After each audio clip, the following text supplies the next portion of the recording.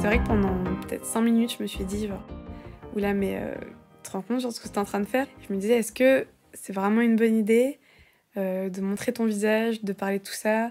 Est-ce que ton copain, il va pas être un peu vexé que t'étales ta sexualité? Moi, je dirais les premières sensations, c'était en primaire, à la piscine. Est-ce que tu te souviens si on t'a parlé du clitoris en classe? Je me souviens que non. Il est grand en fait.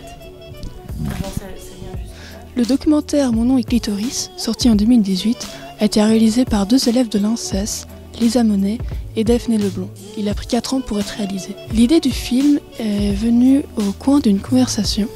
En fait, elles parlaient toutes les deux de masturbation. En parler leur a fait extrêmement du bien. Et donc elles se sont dit d'en faire un film pour faire du bien aux gens, en parlant. La manière dont le sujet est amené est bien pensée. En effet, on suit des intervenantes qui parlent de masturbation dans leur lit. Donc, le lieu où elles pratiquent justement la masturbation. C'est peut-être ma façon de militer. C'est peut-être pour ça que je parle beaucoup de sexe autour de moi. Mais je pense que c'est aussi une façon de revendiquer le fait que oui, on peut être une fille et oui, ça peut nous intéresser beaucoup.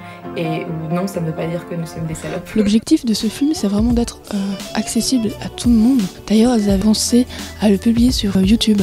Mais elles ont été produites par Iota, donc le film n'est pas disponible. Elles voulaient qu'il soit disponible, accessible pour tous, car c'est un film qu'elles auraient voulu voir quand elles étaient plus jeunes. Plus tard, elles se sont rendues compte que le film ne représentait pas toutes les sexualités. C'est pour ça qu'un projet va naître sur Instagram, sous forme de petites capsules où d'autres sexualités vont être présentées. C'est la taille d'un pénis. Ouais, qu'on a à l'intérieur. 11 cm.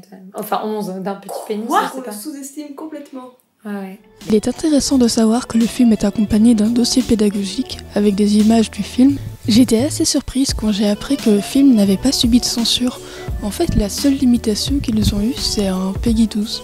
Il m'a surpris par sa simplicité, car je m'attendais à un message féministe, engagé. Elle nous parle tout simplement et on se sent proche d'elle par ce cadre-là, cette ambiance-là.